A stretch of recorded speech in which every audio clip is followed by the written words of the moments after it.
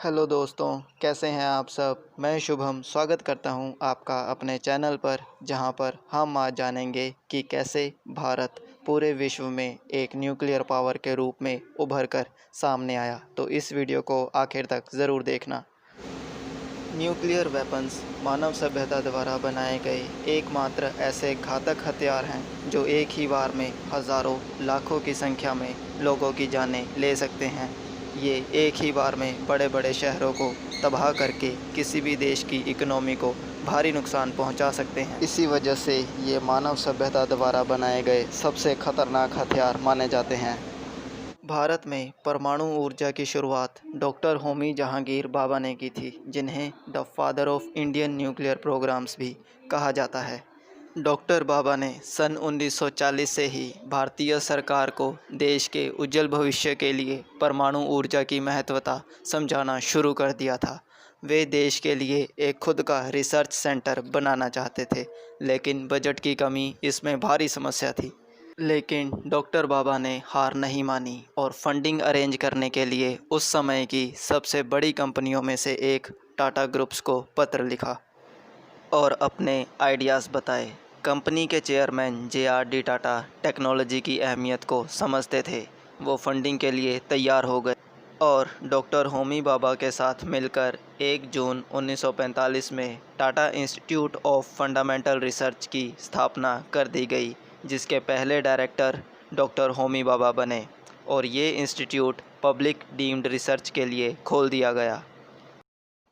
इसके करीब एक महीने बाद 16 जुलाई सन 1945 में अमेरिका ने विश्व के पहले परमाणु हथियार का सफलतापूर्वक परीक्षण कर लिया, जिसे ट्रिनिटी कहा गया।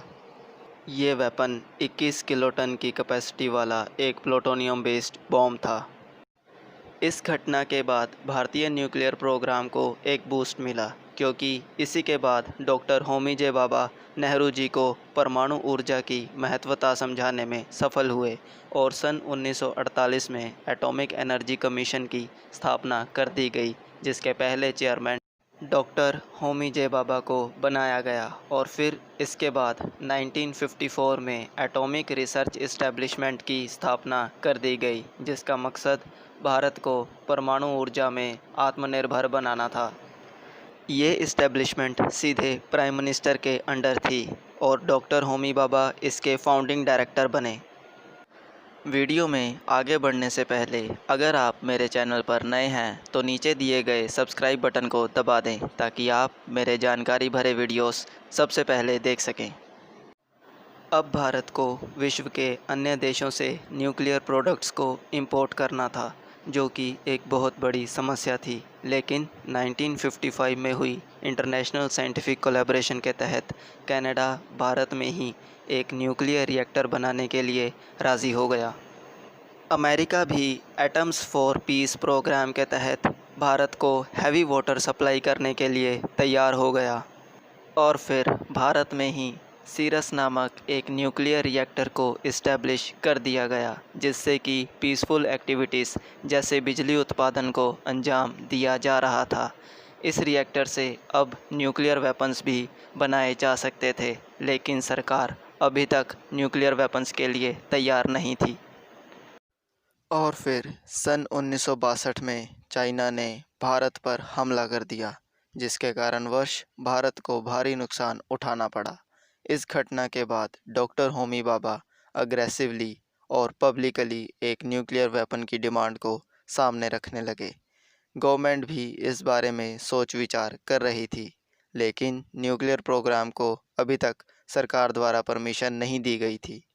लेकिन 16 अक्टूबर सन 1964 में चाइना ने प्रोजेक्ट 596 के तहत लोप नूर टेस्ट साइट पर अपने पहले परमाणु परीक्षणों को अंजाम दे दिया और इसी के साथ वो अमेरिका, रशिया, यूके और फ्रांस के बाद न्यूक्लियर कैपेसिटी वाला 5वां देश बन गया। 22 किलोटन्स की कैपेसिटी वाला ये चाइनीज़ बॉम्ब अब भारत के लिए और भी बड़ा खतरा बन चुका था, लेकिन भारतीय सरकार अभी भी न्यूक्लियर वेपन के लिए सोच विचार कर रही थी।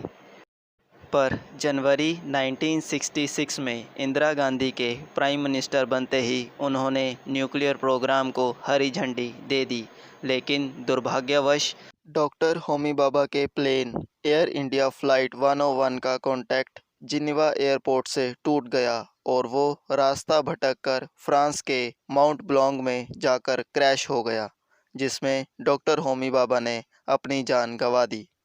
डॉक्टर होमी जहांगीर भाभा के सम्मान में एटॉमिक रिसर्च इस्टेब्लिशमेंट का नाम बदलकर भाभा एटॉमिक रिसर्च सेंटर यानी बार्क कर दिया गया, जिसके अगले हेड उन्हीं के अंडर काम करने वाले डॉक्टर राजा रमन्ना को उनकी नॉलेज और एक्सपीरियंस को देखते हुए बना दिया गया। अब भारत के न्यूक्लियर प्रोग्राम की कमान डॉक्टर राजा रमन्ना के हाथ में थी। लेकिन 17 जून 1967 में चाइना ने 3.3 मेगा टन्स की कैपेसिटी वाले एक थर्मो न्यूक्लियर वेपन यानी हाइड्रोजन बॉम्ब का एक्सपेरिमेंट कर लिया था। इन एक्सपेरिमेंट्स को भी लोपनूर टेस्ट साइट पर ही अंजाम दिया गया था। इसके बाद अमेरिका ने 1968 में विश्व के अन्य देशों को परमाणु परीक्षण करने से रोकने के लिए नॉन प्रोलिफरेशन ट्रीटी को सामने रखा, जिस पर शुरुआती तौर पे सिर्फ अमेरिका, इंग्लैंड और सोवियत यूनियन ने हस्ताक्षर किए थे। लेकिन इसके 2 साल बाद चाइना और फ्रांस के इस पर हस्ताक्षर करते ही ये ट्रीटी पावर में आ गई। भारत ने एनपीटी को नकारते हुए अपने न्यूक्लियर प्रोग्राम पर सीक्रेटली काम करना जारी रखा। डॉक्टर राजा रमन्ना ने 75 साइंटिस्ट की टीम की मदद की सहायता से प्लूटोनियम बेस्ड इम्प्लोजन डिवाइस को बना लिया था और अब इसे टेस्ट करने के लिए एक खुले मैदान की ज़रूरत थी, जिसके लिए राजस्थान के पोखरण को चुना गया। और फिर भारतीय सेना की सहायता से पोखरण में एक 303 फीट गहरा शाफ्ट खोदा गया और कई सालों की मेहनत और मुशक्क़त के बाद आखिरकार 18 मई सन 1974 में सुबह 8:05 पर भारत ने अपने पहले न्यूक्लियर एक्सप्लोजन को अंजाम दे दिया। डॉक्टर राजा रमन्ना ने प्राइम मिनिस्टर इंदिरा गांधी को एक्सपेरिमेंट की सफलता का संदेश देते हुए कोड वर्ड्स में लिखा, द बुद्धा इज़ स्माइलिंग। इसीलिए इस टेस्ट को अनऑफिशियली स्माइलिंग बुद्धा भी कहा गया। हालांकि इस एक्सपेरिमेंट में भारत ने सिर्फ न्यूक्लियर फ्यूजन रिएक्शन को ही टेस्ट किया था। इसे अभी तक एक वेपन का रूप नहीं दिया गया था, इसलिए इस टेस्ट को पीसफुल न्यूक्लियर एक्सप्लोजन भी कहा गया। लेकिन इस टेस्ट के बाद पूरा विश्व ये जान चुका था कि अब भारत के पास न्यूक्लियर वेपन बनाने की टेक्नोलॉजी भी आ चुकी है। हालांकि विश्व के कई बड़े देश इस एक्सपेरिमेंट से नाखुश थे।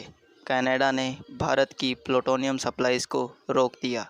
अमेरिका ने भी हैवी वाटर सप्लाई करना बंद कर दिया और भारत पर न्यूक्लियर टेक्नोलॉजी को लेकर कई तरह के प्रतिबंध लगा दिए गए, जिसके कारण भारत का न्यूक्लियर प्रोग्राम कुछ सालों के लिए स्थगित हो गया। हालांकि इन प्रतिबंधों को कुछ सालों बाद हटा दिया गया और भारतीय न्यूक्लियर रिएक्टर फिर से एक्टिव हो गया। सन 1990 में the collapse of Soviet union के साथ ही भारत का सबसे शक्तिशाली मित्र देश टूटकर कमज़ोर हो गया था और दूसरी तरफ चाइना एक के बाद एक न्यूक्लियर एक्सप्लोजन्स किए जा रहा था। अब भारत के लिए ये बहुत ज़रूरी था कि वो खुद का एक न्यूक्लियर वेपन बनाए। न्यूक्लियर वेपन बनाने के लिए भारत के पास पूरी टेक्नोलॉजी और कैपेसिटी थी, लेकिन सबसे बड़ी प्रॉब्लम थी इंटरनेशनल प्रेशर। सन 1995 में तत्कालीन prime minister PV Narasimha Rao ने न्यूक्लियर वेपन बनाने की परमिशन दे दी, लेकिन अमेरिकन एडमिनिस्ट्रेशन के दबाव के कारण उन्हें ये टेस्ट रोकना पड़ा। 1996 में दोबारा फिर से ये कोशिश की गई, लेकिन इंटरनेशनल प्रेशर के कारण हमें फिर से फेलियर को झेलना पड़ा। दरअसल पोखरण एक खुला हुआ मैदान था जिसमें डाइवर्जेंस को क्रिएट करना बहुत मुश्किल था और अमेरिका के स्पाइस सैटेलाइट्स बड़े ही आराम से इंडियन आर्मी की हर एक एक्टिविटीज़ को कैप्चर कर सकते थे। और फिर इसके बाद अमेरिका ने 10 सितंबर 1996 में कॉम्प्रिहेंसिव टेस्ट बैन ट्रीटी यानी CTBT के तहत हर तरह के न्यूक्लियर एक्सपेरिमेंट्स पर रोक लगा दी। लेकिन 1998 में श्री अटल बिहारी वाजपेयी के प्राइम मिनिस्टर बनते ही उन्होंने न्यूक्लियर प्रोग्राम को फिर से हरी झंडी दे दी और ऑपरेशन शक्ति नामक एक सीक्रेट अभियान शुरू हो गया, जिसके तहत अब भारत पोखरण रेंज में 5 परमाणु परीक्षण करने वाला था। इस सारे ऑपरेशन को सीक्रेट रखने की जिम्मेदारी भारतीय सेना की 58th इंजीनियरिंग बटालियन को सौंपी गई और इस टेस्ट को कंडक्ट करने की जिम्मेदारी उस समय के बड़े साइंटिस्ट जैसे DRDO के head doctor APJ Abdul Kalam, department of atomic energy के अध्यक्ष राजगोपाल चिदम्बरम और बार्क के डायरेक्टर अनिल खखोदकर को सौंपी गई। टेस्ट को सीक्रेट रखने के लिए साइंटिस्ट्स को भी पोखरण में आर्मी की ही यूनिफॉर्म पहननी पड़ती थी और हर साइंटिस्ट को एक कोड नेम दिया गया था। 1 मई सन 1998 में सभी न्यूक्लियर डिवाइसेस को बार्क से डिस्पैच किया गया और छत्रपति शिवाजी एयरपोर्ट से उन्हें जैसलमेर एयरबेस तक इंडियन एयरफोर्स के AN-32 एयरप्लेन में ट्रांसपोर्ट किया गया, जहां से उन्हें 3 से 4 आर्मी ट्रक्स के छोटे कन्वॉय में पोखरण टेस्ट साइट तक ट्रांसपोर्ट कर दिया गया। और फिर 11 मई सन 1998 में 45 किलोटन्स, 15 किलोटन्स और 0.3 किलोटन्स के न्यूक्लियर डिवाइसेस को सक्सेसफुली एक्सप्लोड कर दिया गया।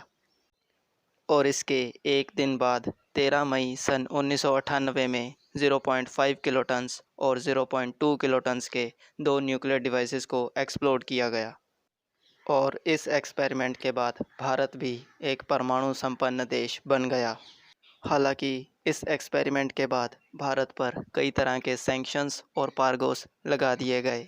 भारत की ह्यूमैनिटेरियन एड को रोक दिया गया। डिफेंस और टेक्नोलॉजी के रिलेटेड मटेरियल्स पर भी बैन लगा दिए गए और इंटरनेशनल क्रेडिट फैसिलिटीज़ भी भारत के लिए बंद कर दी गई। लेकिन भारत की अच्छी पॉलिसीज़ के चलते जल्द ही इन सैंक्शंस को हटा दिया गया और सन 2005 में Indo America civil nuclear agreement पर भी हस्ताक्षर कर दिए गए। वीडियो अच्छा लगा हो तो वीडियो को लाइक एंड शेयर ज़रूर कीजिएगा और इस वीडियो से रिलेटेड कोई सवाल हो तो नीचे कमेंट बॉक्स में ज़रूर पूछिएगा। फिर मिलेंगे अगली वीडियो में, तब तक के लिए जय हिंद।